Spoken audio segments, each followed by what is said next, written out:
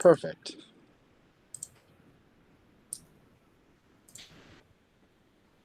All right, for starters, sorry for the tardiness. Literally was trying to join, like click the join button, and my router or Wi-Fi dropped. So I had to redo the router to get it back up. How many of y'all, thumbs up, how many of y'all were able to read up to where we are? Oh, yep. Perfect. Then, quick intro on this. We decided to split this first chapter for a few reasons. One, keep everything less than 20 pages. This one, just a little over. And then two, there are a couple things or a couple points that we could focus on. And that I kind of wanted to touch base with. And then finally, it would also give us a little bit of time to prep for Peter that Eric's going to be leading. Yep, as he waves. So to begin, I just wanted to ask a general question to everyone and say, what was something that kind of stood out to y'all, or that was something y'all didn't know when you read it? It kind of shocked you, or...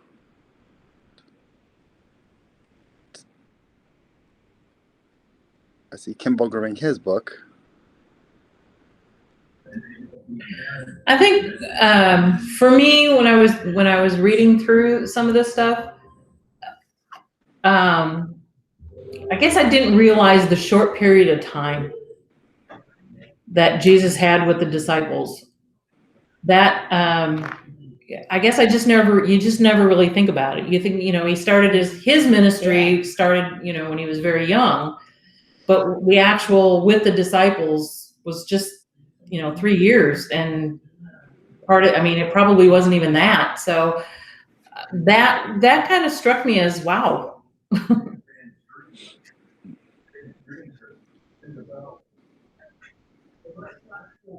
Anyone else had a thought?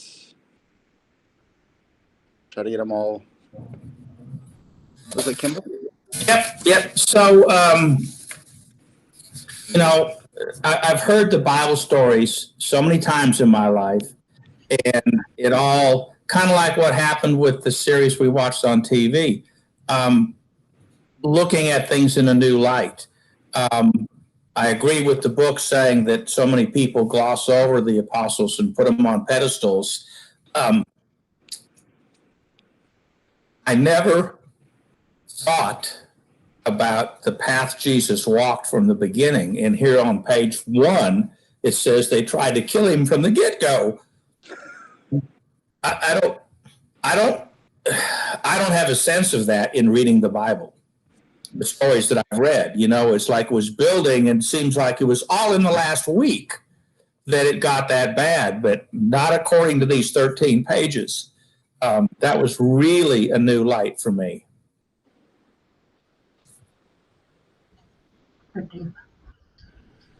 One thing I found interesting, I guess I didn't know this, was that after he was crucified and risen, it was 40 days until he ascended into heaven.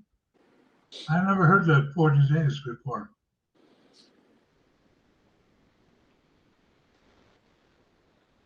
Any other thoughts? One thing that was humbling to me, I know that they were ordinary men, just as ordinary and flawed as we all are, but it's so very humbling to be reminded of that.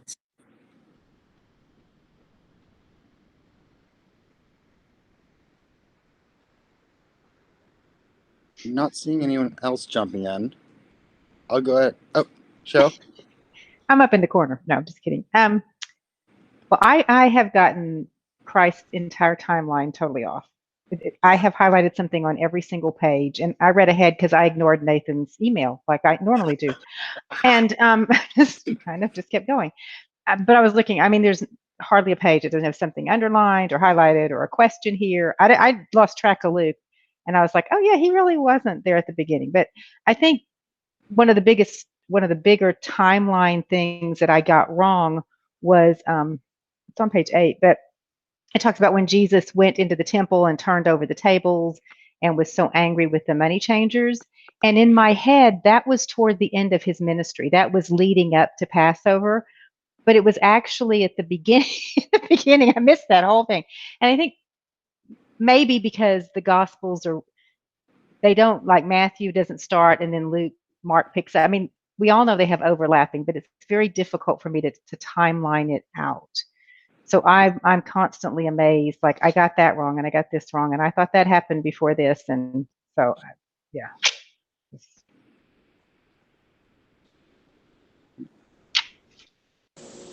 So, I think one of the things for me was the significance of the call and the power that it brought. I don't think I realized that.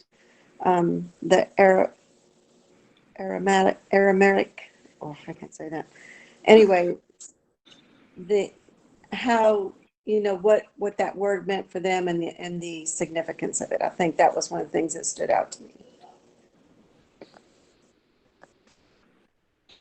and I see Allison joined. So just to reiterate, I was asking around something that everyone kind of learned or that stood out to them that they hadn't known prior.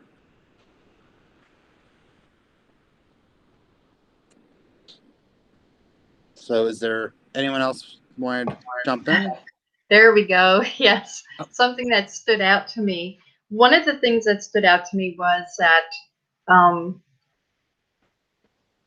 how and he made the author made the comment that it was really important that these 12 men had so little knowledge, so little education, so little knowledge of anything but a past, a rural life or a small town life, so that, and nothing about the scriptures, so that it was proof that God worked through them, that everything that happened was because God worked through them, not because they had these special abilities. And I thought that was pretty interesting. But to kind of piggyback on that, Allison, I think, and what Kimball brought up is these were ordinary men, and he didn't choose any of the priests or the higher up in the church because it seems to me that they were already set in their ways. So it would have never worked with them. It would have never worked. Well, kind of piggybacking on that. So also kind of being one of the leaders of this Bible study, I've read this book. This is probably my fourth time. And each time that I read it, I get hit by new things and things that I forgot, even though reading it for the first time. And I find it interesting that at the end of this chapter or this section, this is actually somewhere I actually disagree with him to some extent, is he says at the very end that we still don't have those philosophers in our ranks.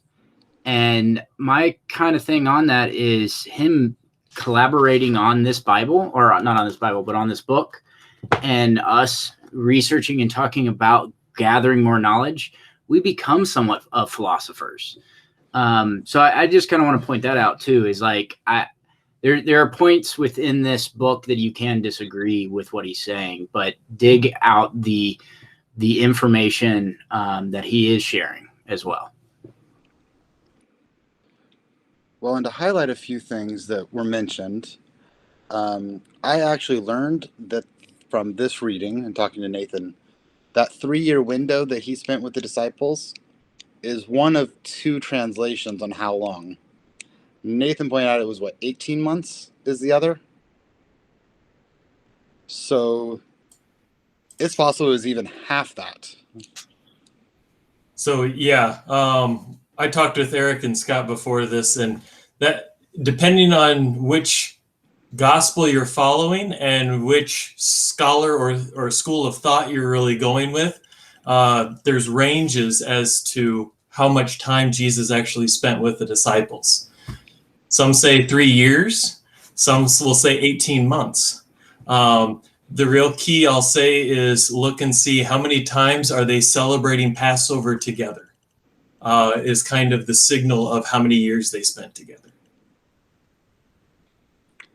And then the other one I was going to kind of point out is the 40 days that he was with the disciples after his resurrection. For me, the realization that he spent that entire time kind of doing a cramming session. Just, you need to know these things. I know what that feels like. I can remember college way too well. That it kind of was remarkable to me that, like, as long as he was there, it just felt like he had a mission. Teach these people what they needed to know. Now, before we move on to the next slide, I'm going to ask a trick question. How many disciples can we actually name?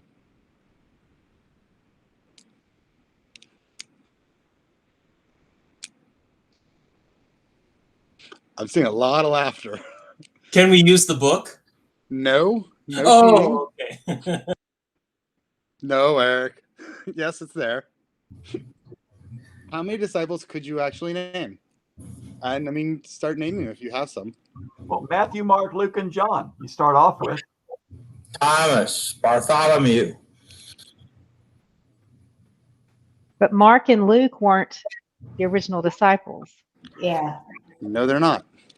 Which is why I wrote in my book, "Where's Luke?" And then I was like, oh, wait a minute. Then I had to go to Google, right? My favorite resource. And there's Andrew and James and Simon Peter and Judas Iscariot. Well, there's two Judases. Oh, yeah. I Yes. didn't really know that. And Judas something and then Judas Iscariot. I'm sorry. I can't remember the something without cheating. Oh, Allison, you're muted. Bartholomew and Matthias. Matthias, yeah. Matthias. Mm-hmm. And who else? Nathaniel. Mm-hmm. Oh, James, the son of Alphaeus. Yeah. James the Less. Mm-hmm.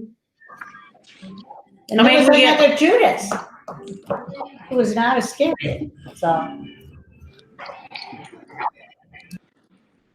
So as a quick explanation on who the other two are that wrote the Gospels but are not apostles.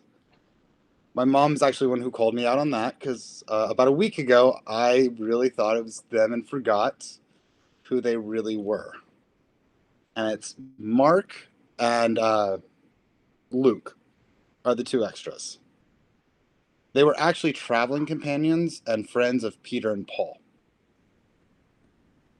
One was considered like a servant, or would have been a student, and the other a traveling companion of the two. So they received eyewitness accounts from them. But yeah, I'm actually impressed at how many y'all were able to name, and I know The Chosen probably helped with that a bit. And kind of looking over and Googling prior to the meeting, but no, most people don't know all of them.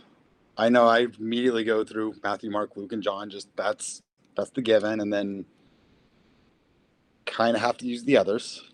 Or start guessing and remembering there's the doubting Thomas, there's Judas Iscariot. And I probably would never have named Bartholomew or Nathaniel in a long list. But that also says something about them and how many times they show up. Because Simon Peter, I mean, he's every other page saying something that gets him in trouble. But some of the others, not so much. Now, Nathan, if you'll move to the next page, or the next slide. The author talks about the stages of their call. He lists these four. Conversion, and that's where Christ first says, follow me. Or no, before that, they heard John the Baptist say it and they believed. Sorry, I should probably read my own slide. Then they were called in ministry, and that was the follow me and I'll make you fishers of men. They were then chosen as the apostles, which we now know what apostles mean. There's going to be, I think it's next section where we go into a little bit more detail on it. And finally, martyrdom. Now I'm going to ask a couple questions on that, and the very first one is, do you agree with these 4 that he lays out? Or do you think there's something missing from it? Do you think there's just a different word choice? What would your stages of a calling to Christ be?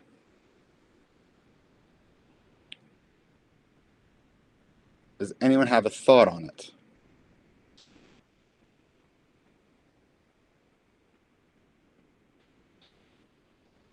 Not seeing anybody.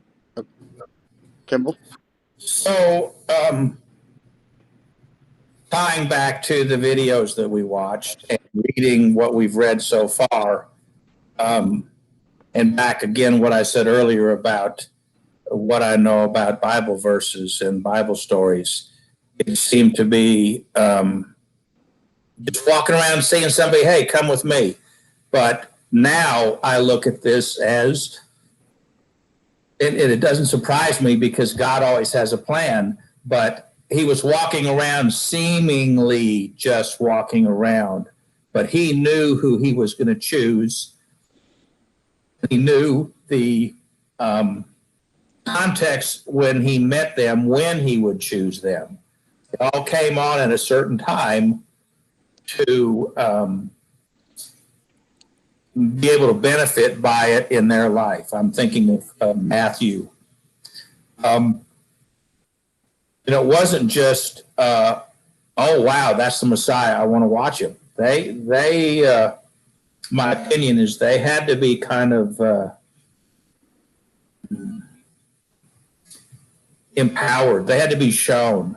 They had to be led to believe that this was happening. It wasn't just an automatic belief. That's all I got. One was we'll see over the coming weeks, even after they believed, they were hard-headed about it. Does anyone else have a thought on these 4 steps of being called by God? And are we missing any, or would you change them in any way? Well, because I got the timeline messed up, right?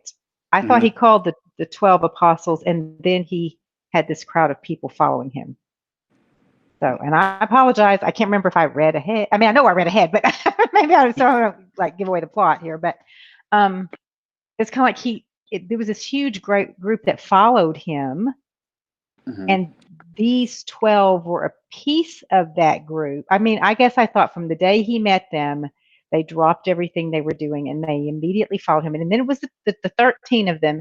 And then they sort of started picking up people attracting crowds as they went, which again was totally backwards according to the book, that he had this larger group. And I agree with Kimball. Jesus knew who he was going to pick in advance, but it was almost like a leader today would look at hundreds of people, and you need your core leadership, and you start picking and you start pulling and you see how they start interacting and who's willing to do those kind of things. And I don't really have a problem with the 4 points, except for martyrdom, which I kind of always, but I assume that was like not really brought up a lot. I mean, I do know the scripture verse, but I never really thought it was 3 distinct things. I thought it was they met him, they dropped everything, they followed him, and they stayed with him for 3 years, which means I was wrong on all accounts. But So I'll just say you weren't wrong, because typically what we do is we'll take a conglomeration of all of these ideas of Jesus and the life and the disciples, and we put it in order of what makes sense. We don't necessarily try and break it down into what does Mark say, what does Matthew say, what does Luke say, or John say. And so he's really trying to help us give some structure to this. Typically, we'll think of the conversion, the come and follow me. And we'll think about the ministry where he's out teaching, preaching, helping others. But then we'll also think about the small group aspect of the disciples being together, but we don't necessarily consider that a separation of the ministry. So we're blending things together where he is breaking them down into different categories. And I'll say that's one school of thought in breaking it down. Some groups won't do that, but he does with his teachings. Well, and every single book on the disciples or on churches has its own version of this. And none of them really line up. Because I know like Simple Church is another one that I've seen on how to kind of to build some kind of process. I couldn't even tell you all the others because I've read way too many, but all of them do. So I'll ask the other question that I was going to on this slide. It's, how are these stages reflected in today's discipleship in the world and in your own journey? Because obviously martyrdom is no longer really something that happens, at least not in America. And there aren't really any apostles that are running around, at least not the ones that were chosen by him. But how would you reflect back on this to see it in your own life and personal growth?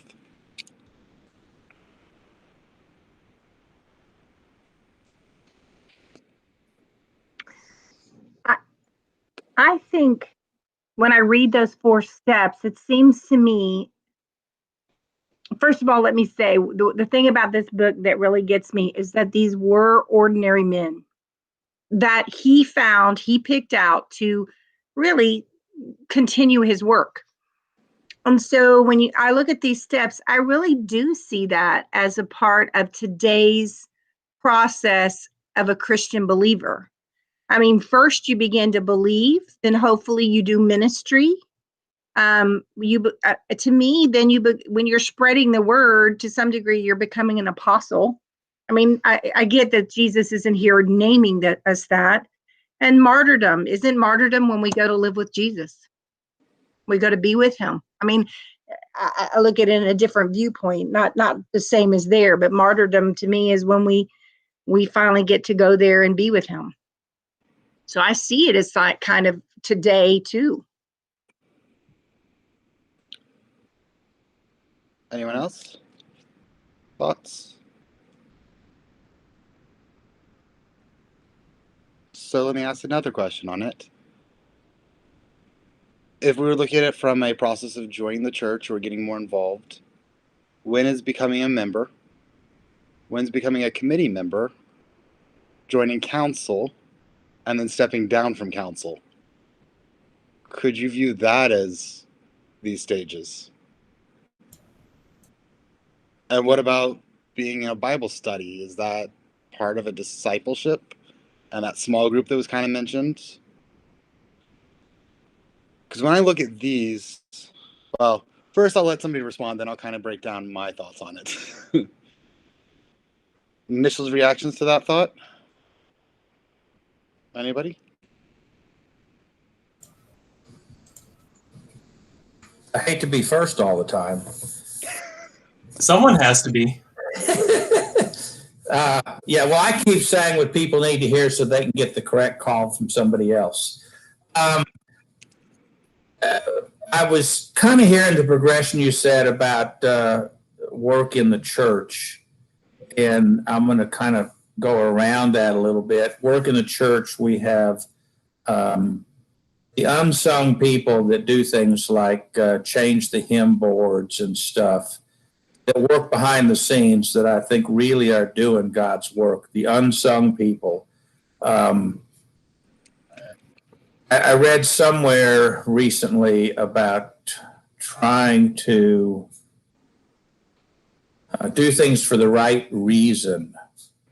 And if you do it for the right reason, you're becoming more godly. But we're going to fail at that because we're human.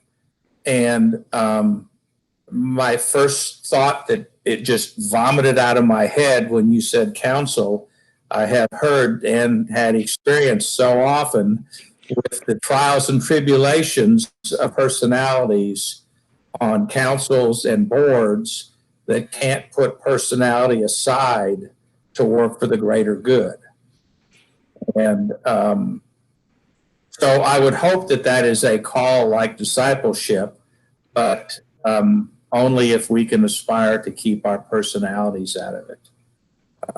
But I really think that everything that you brought up, anything we do in the church or out of the church that furthers God's word, even if it's saying have a blessed day to somebody you pass at the post office, is apostleship, discipleship, in my opinion. So I'll chime in here and say there is some parallels where there's conversion of people coming in, or even ministry where people are doing the work or involved, whether that's a Sunday school teacher or an usher or someone who's changing the hymn board numbers. Some regards apostleship and counsel, I'll say, is very similar, because we do have those personalities, and like the disciples themselves, we're not always getting it perfect, and we're trying to figure it out ourselves. That Holy Spirit is there going, yeah, close, but not quite. And hopefully people understand that and give us grace, and especially as they're on that journey as well. I'm a little, after counsel, I'm a little hesitant to say it's like martyrdom, simply because I don't see that as the end per se, and I don't want people to think that that's the next step, especially if you're young on counsel. But I will say that there is some parallels there where you have gone through this journey and you understand some of the bigger picture and some of the even finer details after going through counsel. And so how are you sitting there with someone and saying, what did you learn? What are you learning? And really taking that example of Jesus and saying, we're going to talk about this. We're going to make sure that you understand this for others, for the next person, to help them grow or develop. When martyrdom is often talked about, it's, I'll say, a complete death, where we're talking about someone actually dying. And I think that there are other ways to be a martyr. How it is you're giving up your whole life, giving up all the comforts or abilities or other things like that. I think that death is an aspect of it, though, too. Well, and yeah, to kind of explain my view on what I was trying to do with tying it to the church, it's first, that conversion is the being a guest, choosing to join. Then I actually consider discipleship, or sitting in the pews, so to speak, as being part of the crowd that the disciples originally were, where they decided to go out and see what Christ was saying and just listen to him while still maintaining their jobs. But then they actually they were called to draw in more. And that's where we see like the small group settings, the Bible studies, even volunteering. And we'll see later on that they started out with small journeys supervised by Christ. But as a result, it's almost like being those unsung heroes, like being those people who do the little things that aren't necessarily as big and grandiose as raising the dead, healing the leper.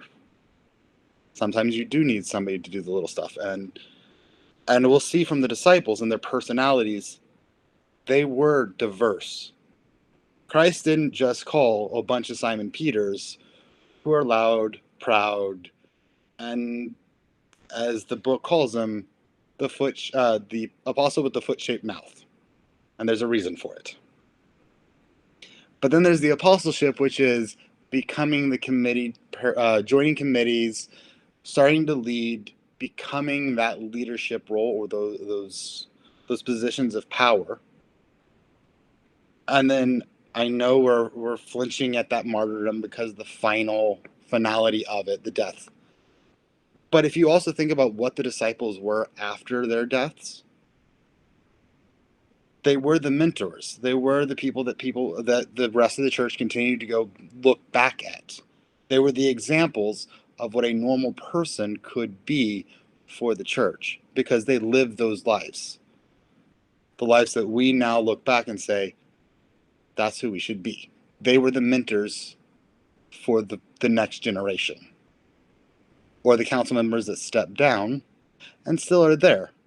Like Chris Wagner, who still is very much involved and still is willing to have a conversation about anything committee or council wise and offers advice. I foresee that, you look at our church and see that people are always there. They keep stepping up to join a committee or to be a leader, and then they take their time off to get some rest. But they're also there to help the people who've now stepped in.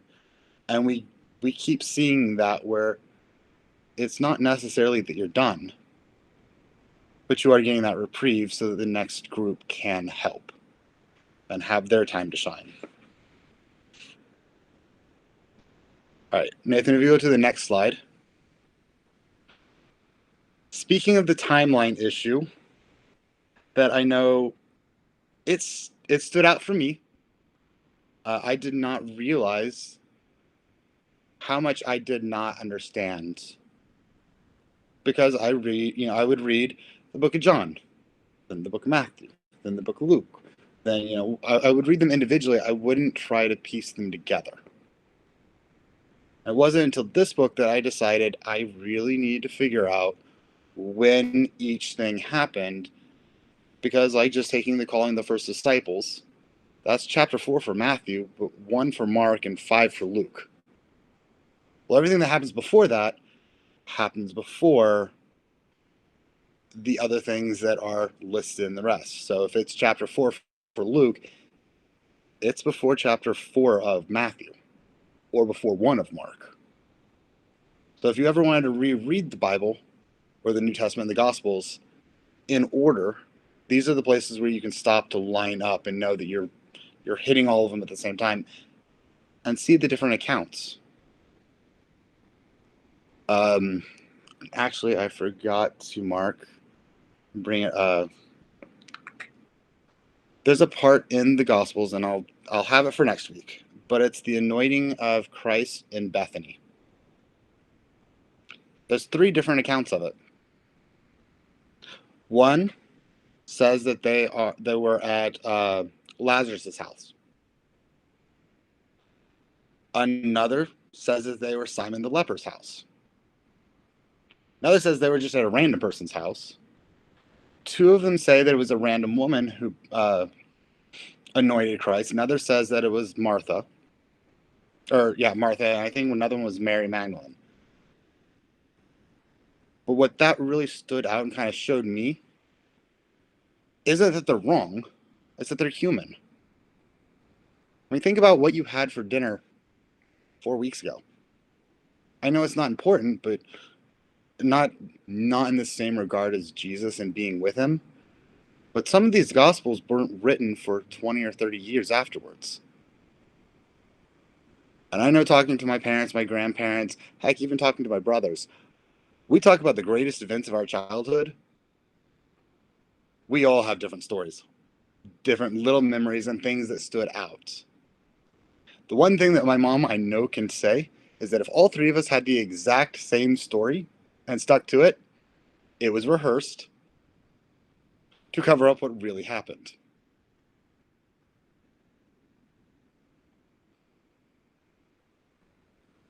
That's why these little inconsistencies in the Bible, especially in the gospel readings, that these are the testimonies of these people. Or in the case of Luke and Mark, they're the things that those 2 individuals remember hearing from the actual apostles. And they're kind of digesting these different accounts and putting it into what they remember. We're going to point out, John learned love, Peter, humility. And when you go back and you reread the entire New Testament, realizing who wrote it and what they learned from Jesus, it shows. It shows what mattered. There's a reason that John, in his writings, all about love and forgiveness. Peter calls himself the chief of sinners all the time because they had to learn it.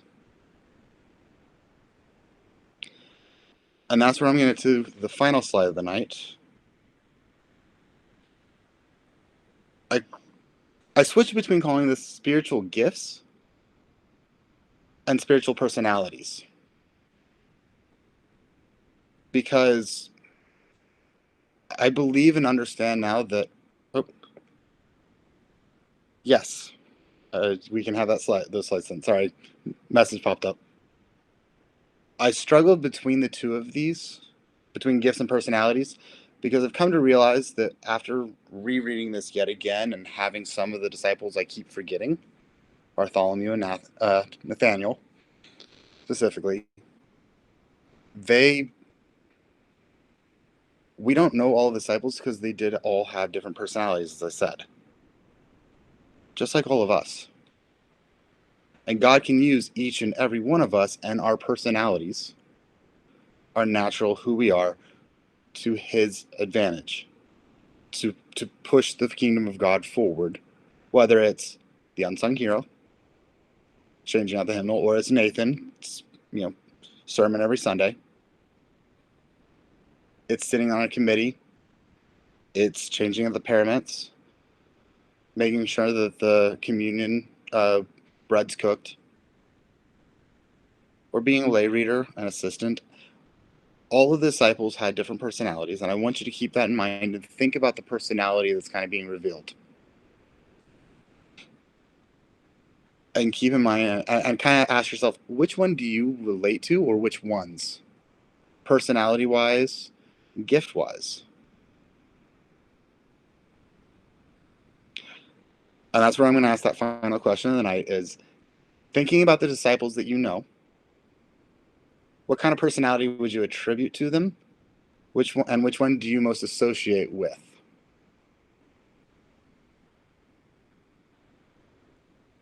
And Eric, you and I can't answer this since we've read the whole thing, and so we'd be revealing some prayer, but anyone who hasn't read the whole book, feel free to answer and let me know, or kind of raise hand or whatever, so that make sure it's only one at a time.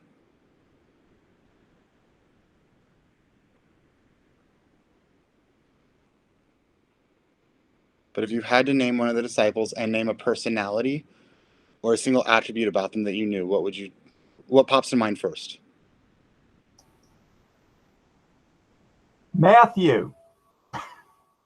What personality? He was a very technical person, and he liked to do the work of recording and such, writing things down, keeping track of things. So analytical.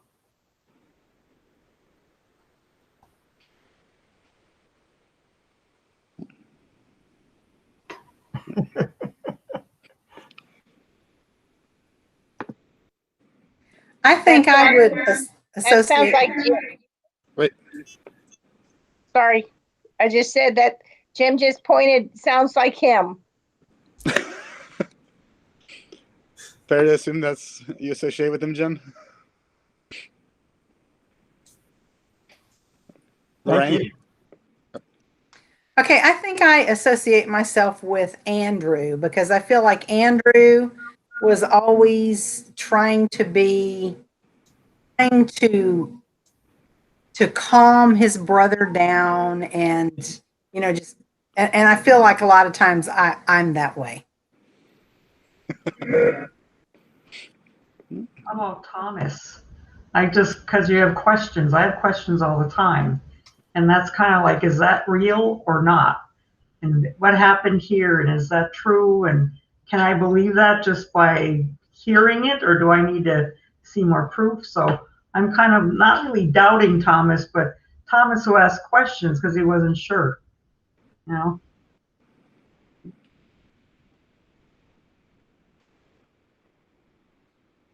Anyone else?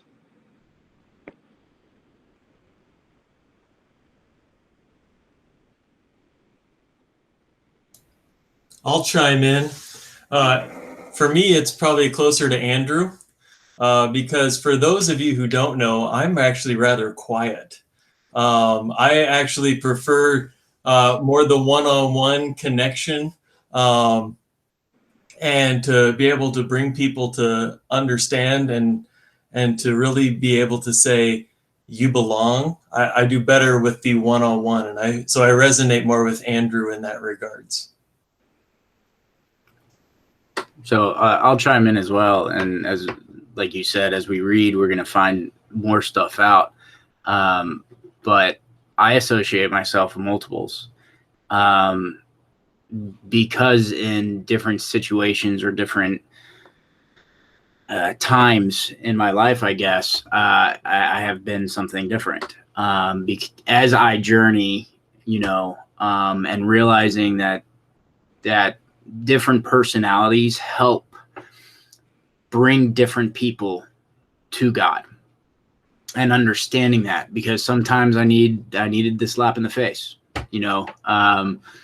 of Peter up there talking, or like you said, or Andrew coming in and talking to me, and I feel like I can do that, and understanding that it's not just one way, it's multiples.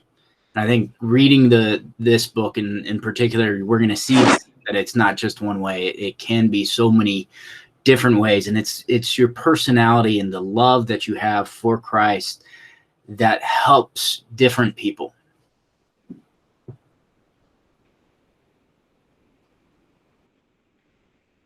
How many of you have ever associated with Judas Iscariot, the traitor?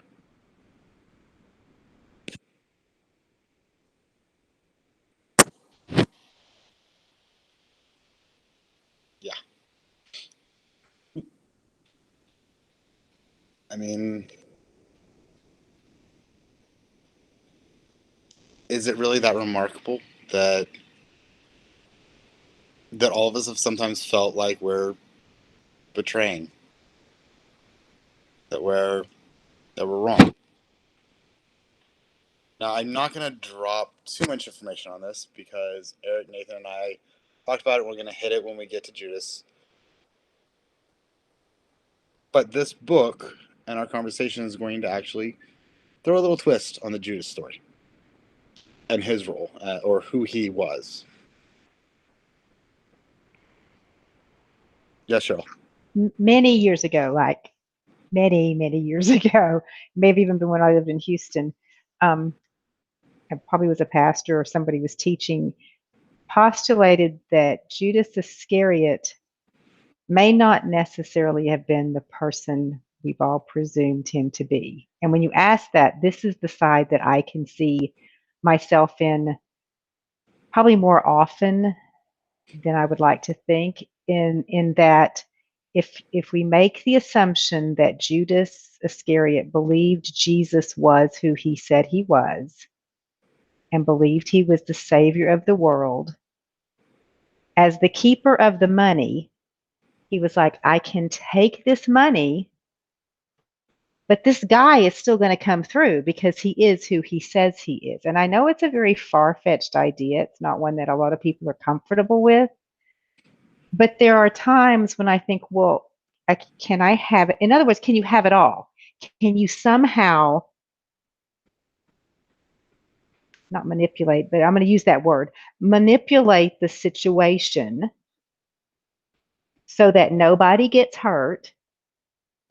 And so we have more money for the till, right? Because we're itinerant. We need money. And because I always found it odd that Matthew didn't keep the money. He was a tax collector. He would have been a perfect one. Made sense to me.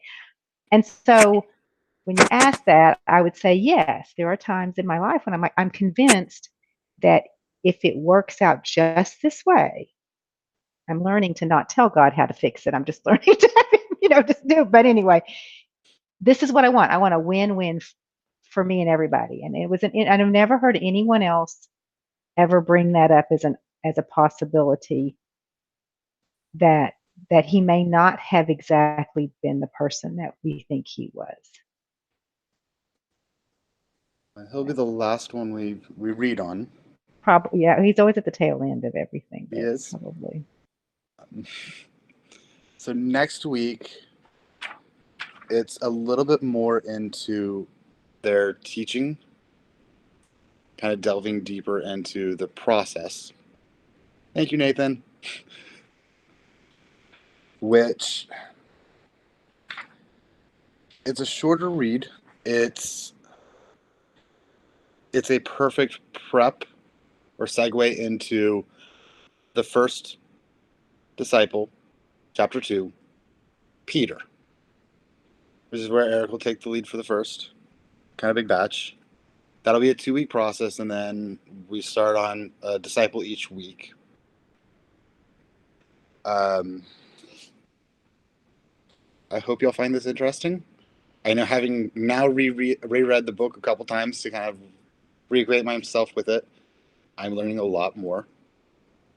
Especially now that I've had years of more research, more understanding of what's going on, and seeing that insight. At the end of this, I hope y'all walk away with better understanding of both the disciples, yourselves, and I can think and I can talk, and the early church. But that's kind of the last I have for tonight. In case you haven't noticed, it's kind of question / trying to get some responses or some conversation going.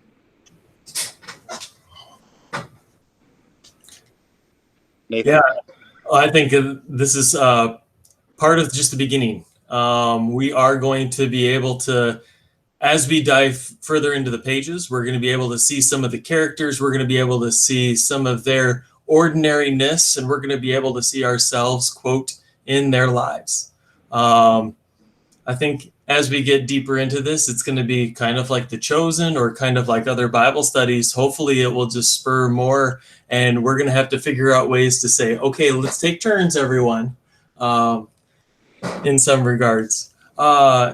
Just to reiterate, though, I am going to send out the schedule each week to what it is we're reading to kind of help keep us all on pace. And if you do go read ahead, that's okay. But just try and stay within the realm that we're talking about. And as you've already discovered within even the first part of this chapter, there's going to be things that you're going to go, wait, I thought it was this. And that's okay. That's part of the learning. That's part of the growing. I'm sure Jesus had to do that a lot with his own disciples too. So don't think of it as, oh, I've been getting it wrong this whole time.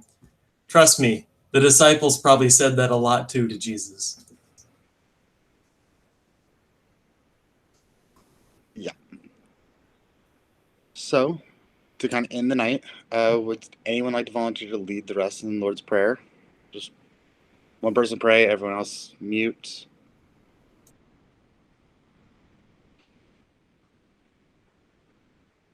Eric, you want me to call you out on it? Hey, it's your Bible study. You do it. It looks like Allison will.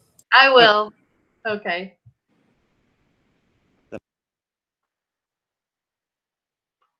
Are we saying, Our Father, who art in heaven, hallowed be thy name. Thy kingdom come, thy will be done, on earth as it is in heaven. Give us this day our daily bread, and forgive us our trespasses, as we forgive those who trespass against us. Lead us not into temptation, deliver us from evil, for thine is the kingdom, and the power, and the glory forever and ever. Amen. Thank you for leading. Scott, Eric, Pastor, this was really, really a good set. Yeah. Well, thank you everyone for joining us. And just a reminder, this will be posted on YouTube, and we hope to see you next week. Bye, everyone. Goodbye. Read the rest of the chapter. I want to thank you, boys, for all the work you're doing for us. Yep. Thank you. I couldn't find last week's on YouTube. Is it there?